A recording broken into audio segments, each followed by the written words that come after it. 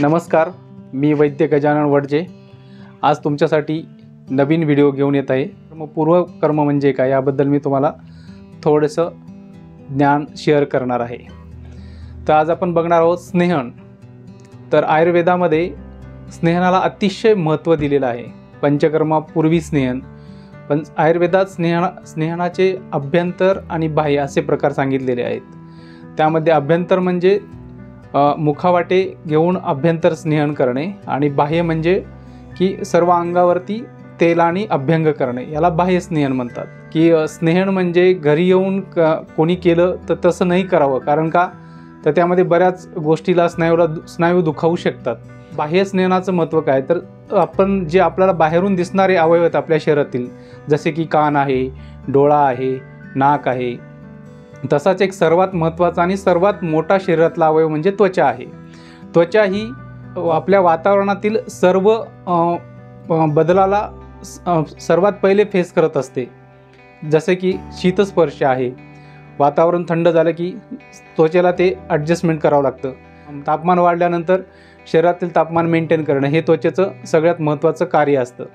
मग अशा ह्या अवयवाला आपण आत्ता कालानुरूप ही अभ्यंगाची कल्पना हळूहळू लुप्त होत चाललेली आहे। लहानपणी आपली आजी टाळू भरायची, सर्व अंगाला स्नेहन करायची तेलाने, घरी वेगवेगळे तेलं तयार करायचे। डिलिव्हरी होण्याच्या अगोदर, महिला डिलिव्हरी होण्याच्या अगोदर वेगवेगळे तेलं तयार करून ते पूर्ण 6 महिने, वर्षभर, 2 वर्ष बाळाला स्नेहन करायचं। त्याचं विशेष महत्त्व असतं की स्नेहनाने तुष्टी पुष्टी बलवर्णम म्हणजे सर्व, म्हणजे बाळाचंच काय पण सर्व आपल्या मनुष्याचं म्हणजे वृद्ध असो तरुण असो सर्व ठिकाणी स्नेहनाचं अतिशय महत्त्व आहे।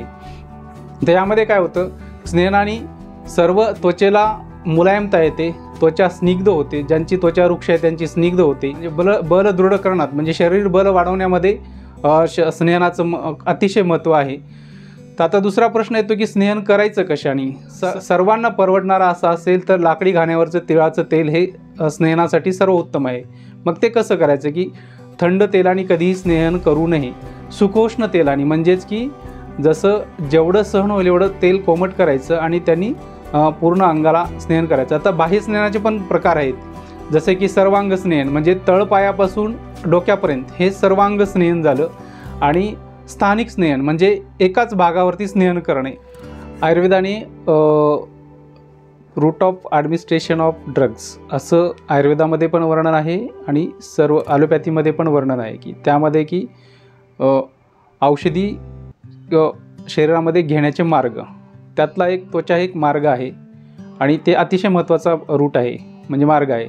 त्यामध्ये अभ्यंग म्हणजे तेल त्वचेमध्ये मुरवणे, हलक्या हाताने हळूवारपणे सुखोष्ण, आणि ते अभ्यंग केल्यानंतर कुठल्याही प्रकारचा त्रास होणार नाही अशा पद्धतीने अभ्यंग करणे। आणि कुठलंही अभ्यंग हे आयुर्वेदिक डॉक्टरांच्या सल्ल्यानुसारच करून घ्यावं, मनाने किंवा कोणी सांगितलं म्हणून असं करून घेऊ नये, आणि शक्यतो घरी करण्याचं टाळावं। स्नेहन कोणाला द्यावं, बाल, वृद्ध, क्षत, क्षीण अशा ज्या व्यक्ती आहेत, गर्भिणीच्या 7व्या महिन्यापासून आपण स्नेहन सुरू करू शकतो। स्थानिक स्नेहन हळूवारपणे आपण करू शकतो। जे बाल आहेत, वृद्ध आहेत, क्षत आहेत, क्षीण आहेत, अशा सर्वांना, ज्यांची त्वचा अतिशय रुक्ष आहे अशा सर्वांनी अभ्यंग करणं अतिशय गरजेचं आहे। आणि ऋतूनुसार अभ्यंग जर सांगितलं तर ऋतूचं महत्त्व आहे की शक्यतो म्हणजे हेमंत ऋतूमध्ये अभ्यंग करावं।